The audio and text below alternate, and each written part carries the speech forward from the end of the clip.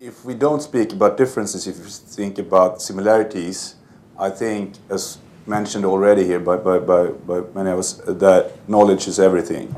And I think if you come in as an international investor really knowing what kind of product and you have the knowledge, then it's fairly easy to make a good deal. But if you don't have that knowledge by yourself or locally, it's extremely difficult. So I think, I mean, people ask what kind of opportunity should I look for. The simple answer is really where you feel that you understand what you really do.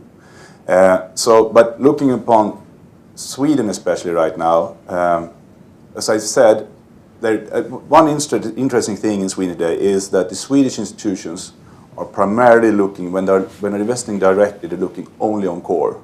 If they look indirectly, they look very opportunistic. But in between there, they're not really there.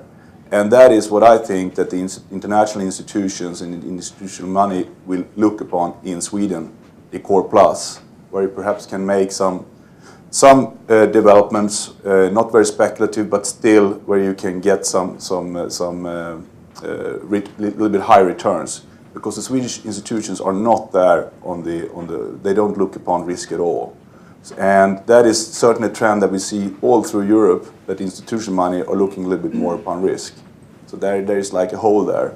And that is really interesting.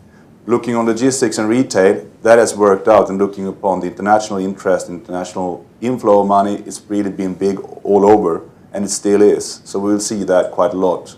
Multifamily housing is a very Swedish kind of asset. There have been, Patricia have bought, but there haven't been very many outside the Nordics that have bought multifamily housing.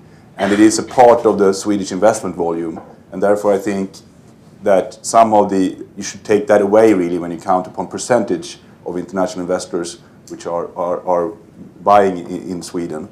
And so therefore the percentage is actually higher on commercial properties than what you see in the press releases. So there are definitely opportunities, and I see that the international ones will fill some gaps that the Swedes really aren't looking at.